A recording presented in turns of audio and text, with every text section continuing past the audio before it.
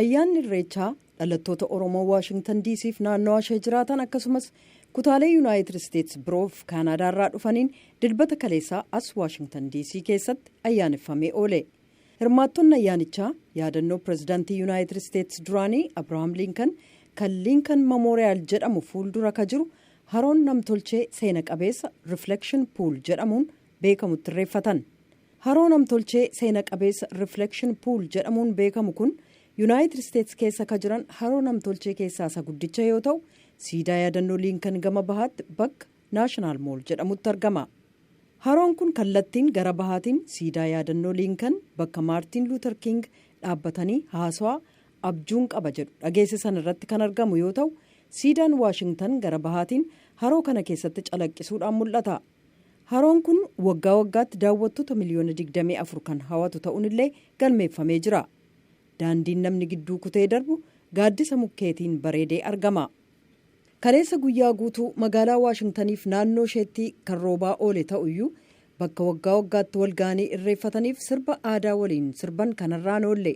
Namoonni harka caalaan huccuu aadaatiin mimmiidhaganii garii ogobora qabatanii kaan haguuggilee adda addaa qabatanii Liinkan Memoriyaal fuulduratti walga'an. Sirni irreeffannaa akkuma baratame kadhaa maanguddootaatiin jalqabame.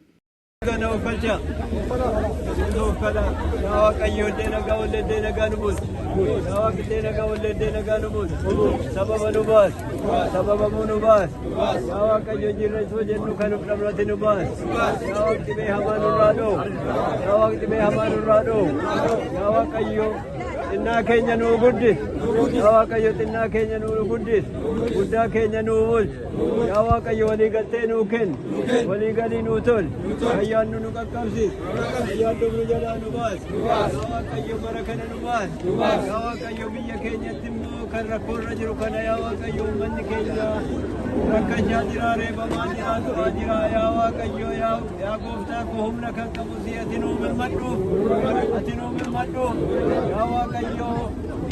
Jeesuutu du'aa jira ilmoo kudhante guddifachuu dadhabdeetii du'aa jirti yaa Waaqayyo ati birmadhuuf yaa kan keessarraa buqqa'e kan ammoo ati deebisiitii nuu dhaabe yaa Waaqayyo keessaatti akka galu nuu taasise.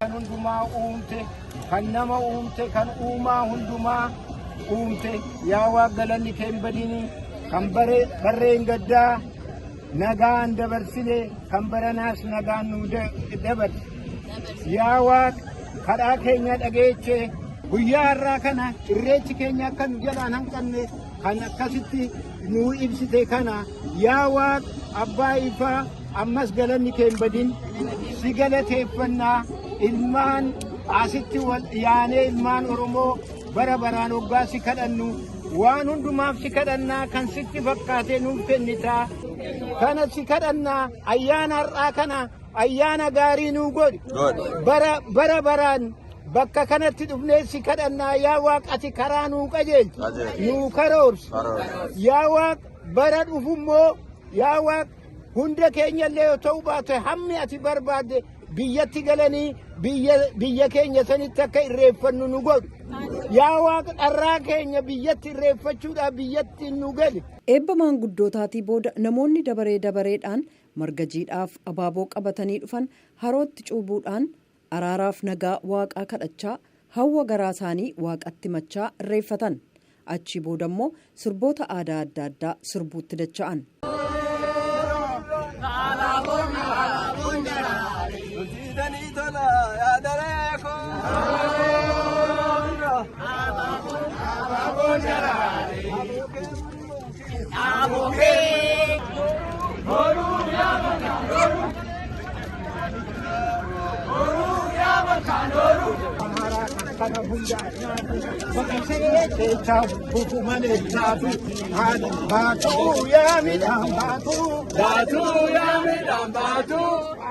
Waa'ee ayyaana irreechaa waggaa waggaadhaan ayyaaneffamu kana akka nuuf ibsan kan nuti gaafan maanguddoon as Waashingtan DC jiraatan obbo Tarreessaa Elemaa akkana jechuun nuuf ibsan.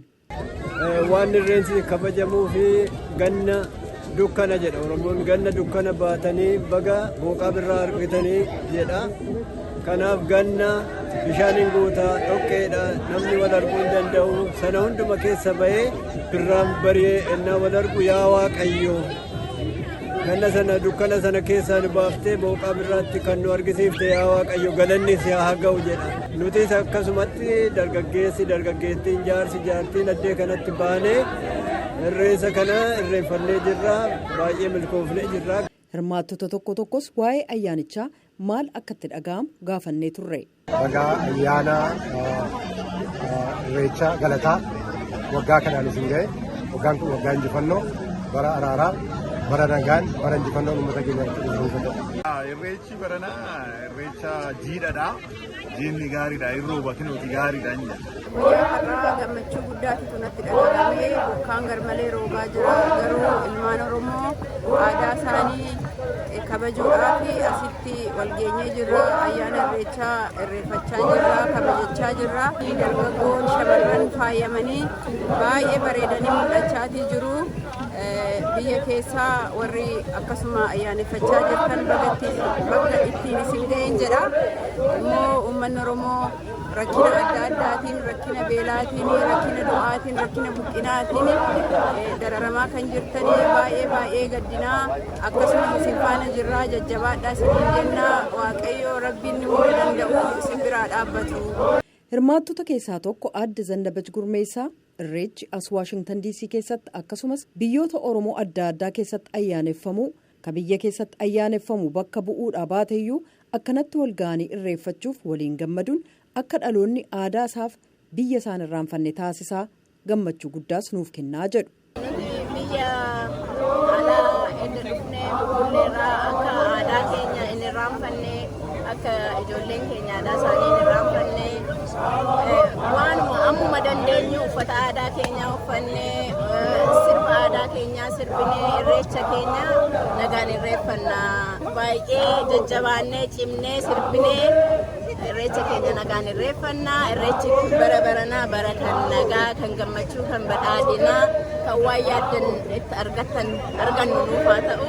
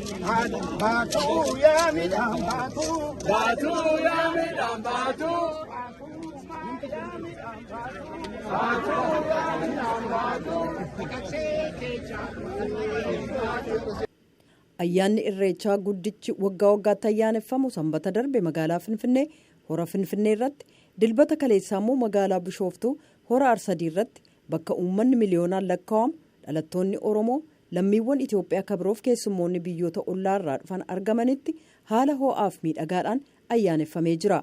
Biyyoota alaa adda addaa keessattis garii ayyaaneffamee kaan ayyaaneffamuuf karoorfamee jira.